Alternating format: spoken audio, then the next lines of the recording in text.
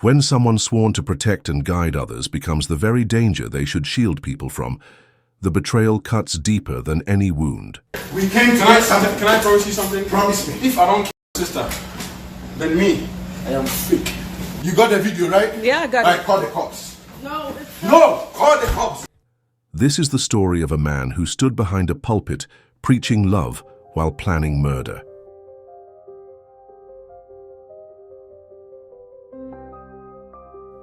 Hey everyone, I'm Marcus Ellis, and welcome back to the channel. Today we're examining a case that shocked Orlando, Florida, one that reveals how positions of trust and authority can sometimes mask the darkest intentions. Before we begin, drop a comment letting me know where you're watching from, and if you believe in seeking justice for victims of violence, please hit that subscribe button. Your support helps us tell these important stories. In 2020, 27-year-old Barbara Tommey was building a promising future in Orlando, Florida. An ambitious young woman pursuing her master's degree in strategic communications and leadership, she balanced her academic goals with a demanding career at Navy Federal Credit Union. Those who knew Barbara described her as intelligent, hardworking, and deeply committed to her faith. It was through her religious devotion that Barbara's path would cross with Sylvester Ofori. At 39 years old, Ofori served as pastor of Floodgates of Heaven International Ministries, a church where he had cultivated a reputation as a charismatic spiritual leader. His followers regarded him as more than just a pastor. Some even called him a prophet. The church became the backdrop for their courtship. Barbara, drawn to Ofori's commanding presence and apparent spiritual authority, found herself increasingly involved in church activities. Arise today, no matter what the circumstances, no matter the evil news, no matter the evil report. Arise in the midnight hour, arise in the morning, every day and every night, until you see the well of water. What began as shared faith soon blossomed into romance, and the couple married in what appeared to outsiders as a perfect union between a devoted believer and her spiritual guide. However, beneath the surface of this seemingly blessed marriage, troubling patterns began to emerge. Family members, particularly Barbara's sister, expressed concerns about Ofori's controlling behavior. Despite these warnings, Barbara remained committed to her marriage, believing in the man she had pledged to love and honor. As their relationship progressed, the dynamic shifted dramatically. What had started as spiritual connection transformed into something far more sinister. Barbara found herself increasingly isolated, financially supporting not only herself but also her husband, while enduring behavior that grew more concerning with each passing month. The woman who had once stood confidently beside her husband during Sunday services was slowly disappearing, replaced by someone walking on eggshells, afraid to provoke the very person who was supposed to cherish and protect her above all others. Behind closed doors, the marriage that looked picture-perfect to congregation members was deteriorating rapidly. Barbara endured emotional manipulation and controlling behavior that gradually escalated to physical confrontations. The couple's disputes became serious enough that law enforcement was called to their residence on multiple occasions. Barbara's family witnessed the transformation in their loved one.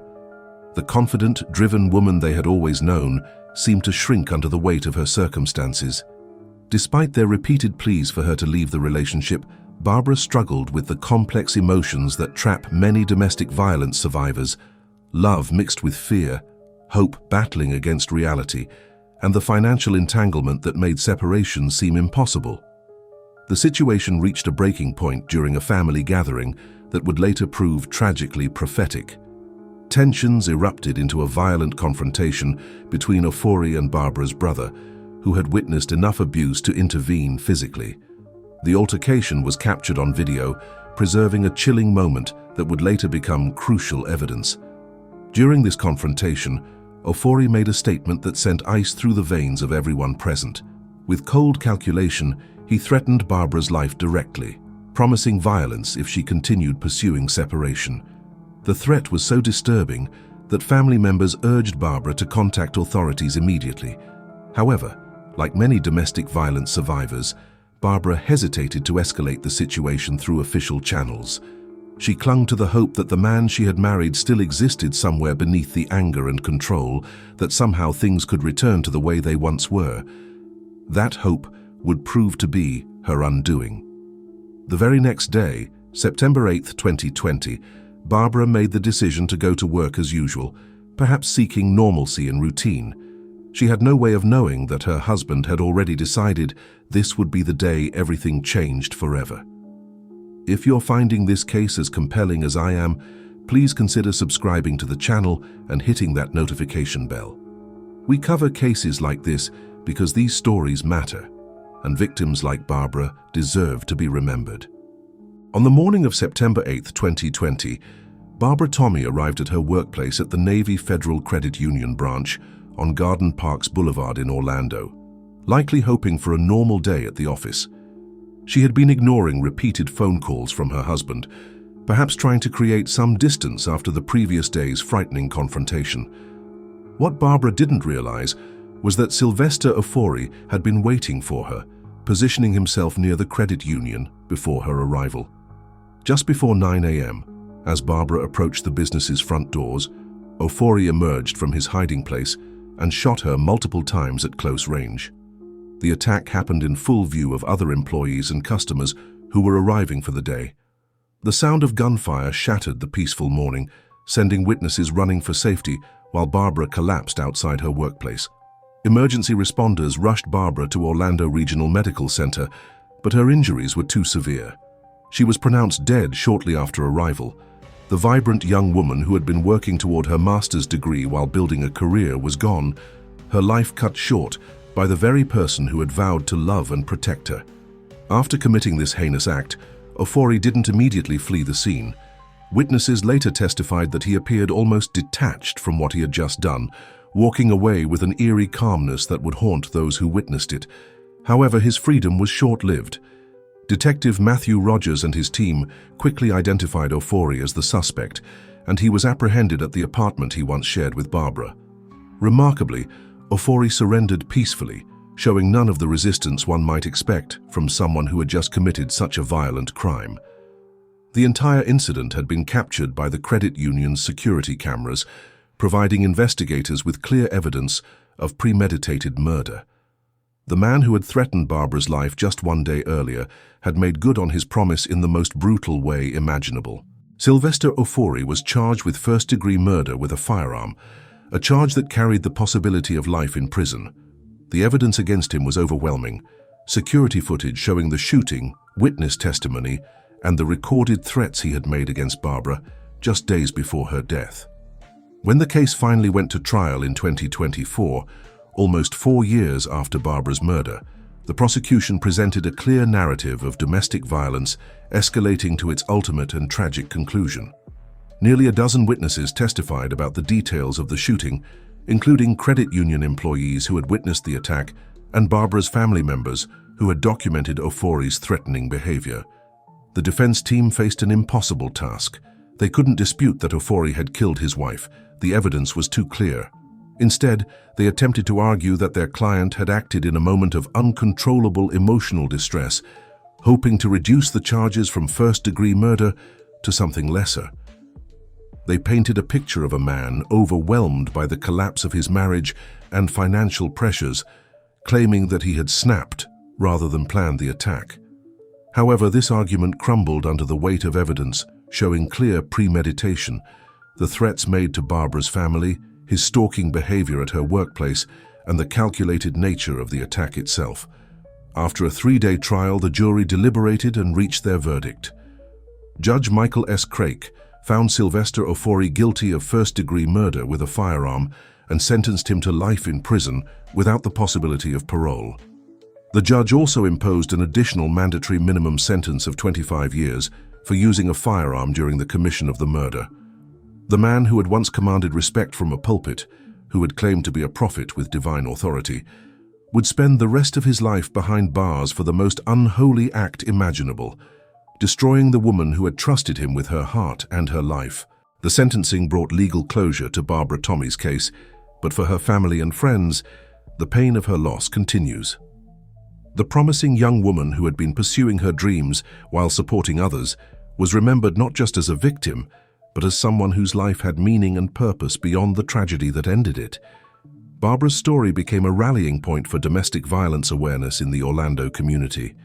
Her family worked tirelessly to ensure that her death would not be in vain, partnering with local organizations to educate others about the warning signs of abuse and the resources available to those trapped in dangerous relationships.